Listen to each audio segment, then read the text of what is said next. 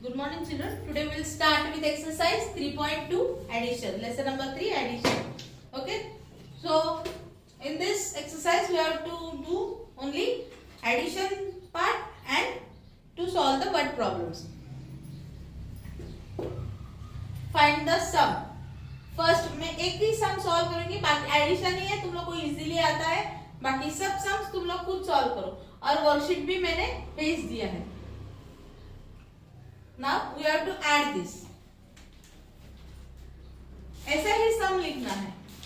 6 + 2 मैंने वर्कशीट में शायद ये पार्ट नहीं लिखा है, लेकिन तुम लोग को ये पार्ट लिखना है हर सम के लिए. Clear? 6 + 2 8. 8 + 5 13. 3 here. 1 carry. 1 + 0 1 + 8 9. 9 + 7 16. 1 carry. 1 + 4 5. 5 + 5 10. 10 + 2 12. 2 here. 1 carry. 1 + 1 2. 2 + 7 9. 2 + 3 5. 1 6.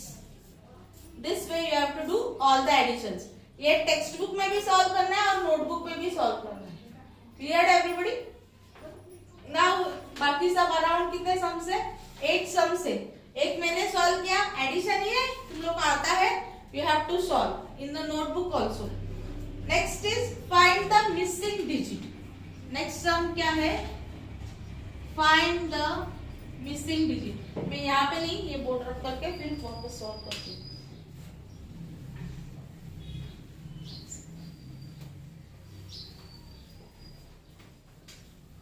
Next sum is find the missing digit. So what is it? Sum कैसे लिखना है वो बताती है. ETH thousands, hundreds, tens, ones. It is question mark 4, question mark 6, question mark 1, question mark 6, question mark 8. Plus sign, then it is 3 7 2 0 1. So ऐसा arrow डालना है, equal to sign डाल के एरो डालना है. फिर से लिखना है TTH TH H2O. जो नंबर्स नहीं है उधर डैश डालो. 4 लिखो, डैश डालो. 6 लिखो, डैश डालो. 1 dash 6 dash 8. This is plus sign. Then answer is 3 7 2 0 1. ये प्लस है तो डायरेक्ट प्लस करते जाने का. 8 + 1 9. सॉरी, यहाँ पे 1 आएगा. 1 मतलब यहाँ पे कैरी और इधर 1 होगा, तो ये 8 11 आएगा. 11 के लिए यहाँ पे कितना चाहिए? 8 प्लस कितना? 11 आएगा 3. 9 10 11. 11 आएगा तो ये 1 इधर आएगा और एक 1 कैरी हो जाएगा, तो यहाँ पे कितना आएगा? 3. Understood everybody? I will use different colour pen. तो यहाँ पे कितना आएगा? 3. फिर 1 कैरी हो रहा है, यहाँ पे कितना है? 0 है, तो 1 + 6 7. 7 में कितना ऐड करेंगे कि 10 आएगा? 3 वापस. 8 9 10, तो 0 यहाँ पे, 1 वापस कैरी. 1 + 6 7. 7 में कितना ऐड करेंगे कि 12 आएगा? 2 है ना, तो 7 से 2 कम है, तो उसके बाद कौन सा 2 आता है? 12 आता है, तो 12 कितना आएगा? 7 5. 1 + 5 6, 6 + 6 12, 2 here, 1 carry again. 1 + 4 5. अभी 5 7 से कम है, तो यहाँ पे कितना? 5. 7 - 5 करो, कितना आएगा? 2. तो 1 + 4 5, 5 + 2 7. यहाँ पे 3 है, तो 1 - 3 - 1 कितना आएगा? 2. अंडरस्टूड? तो ऐसे फाइंड आउट करना और सम्स ऐसे लिखना है. मिसिंग क्वेश्चन जो है यहाँ पे लिखो, एरो मार्क डाल के यहाँ पे लिखो. Everybody clear? Fourth standard. This way you have to write. Next sum भी है और एक सम इसका मिसिंग नंबर्स का सॉल्व करती है, क्योंकि ये थोड़ा अलग है. TTH H2O. It's 2 7 question mark 4 question mark 2. Then it is question mark 6 4 question mark 9 question mark. Then it is 8 question mark 3 2 4 8. ये सॉल्व करना है एरो मार्क डाल के. lakhs, 10,000s, thousands, hundreds, tens, ones. It is 274-2. It's dash 64-9 dash. Then यहाँ पे it is plus sign. 8-3248. So now it is 2 में कितना add करेंगे कि 8 आएगा 6 9 ये 14 है तो यहाँ पे कितना आएगा 5 5 plus 4 5 plus 9 14 1 कैरी 1 plus 4 5 5 में कितना ऐड करेंगे 2 आएगा 12 आएगा 7 12 2 ईयर 1 कैरी 1 plus 4 5 5 में कितना ऐड करेंगे 8 8 plus 4 12 plus 1 13 3 year 1 carry again 1 plus 7 8 8 plus 6 14 1 carry 3 यहाँ पे 8 है 8 minus 3 5. Cleared everybody? You have to solve this way. Answers ऐसे शो करो. Everybody clear? और आंसर के लिए अंडरलाइन करो. Now I will go with question number 3. बाकी दो सम्स खुद सॉल्व करो. Cleared everybody? इस टाइप में ही लिखना है. एग्जाम में भी यही पैटर्न में आपको लिखना है. डायरेक्ट आंसर नहीं लिखना है. और मेन तो ये सब लिखना ही है. 10,000 TH H2O ये सब एग्जाम में भी सम्स आपको अगर हॉरिजॉन्टल में दिए होंगे तो वर्टिकली जब भी आप लिखोगे तभी ऐसे ही एडिशन लिखना है, सब्ट्रैक्शन भी ऐसे ही लिखना है. Everybody clear? Now I will go with word problems. Question number 3. Now first one, solve the following word problems.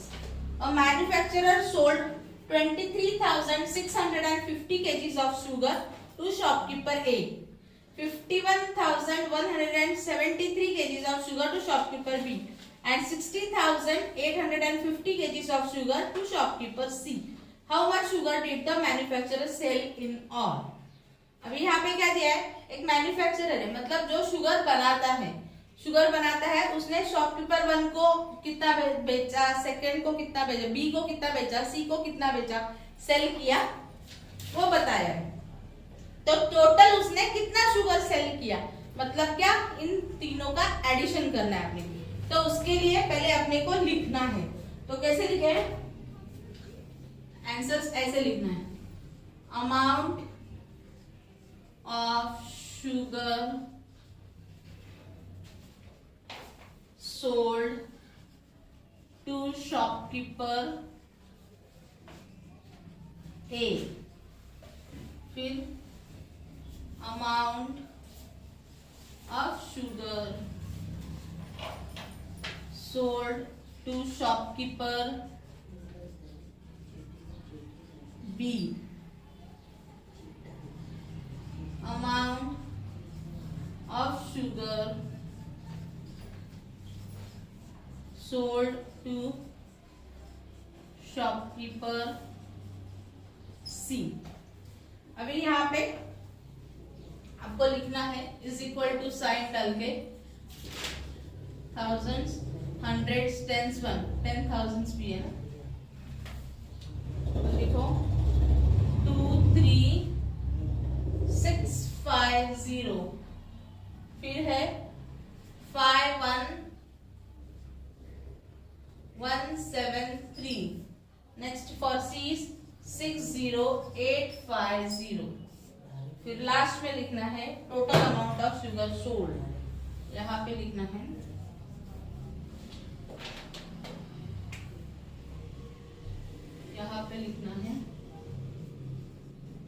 Total amount of sugar sold is equal to, so you have to add this. यहाँ पे plus sign डालिए. 0 + 3 6 है ना, 50. 3 5 + 7 12. 12 + 5 17. 1 carry. 1 + 6 7. 7 + 1 8. 8 + 8 16. 1 carry. 1 + 3 4. 4 + 1 5 0 5. 2 + 5 7. 7 + 6 it's 13. Understood? So कितना बेचा?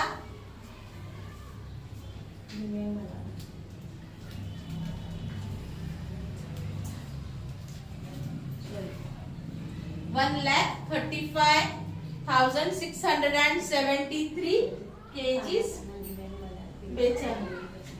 Understood? kg.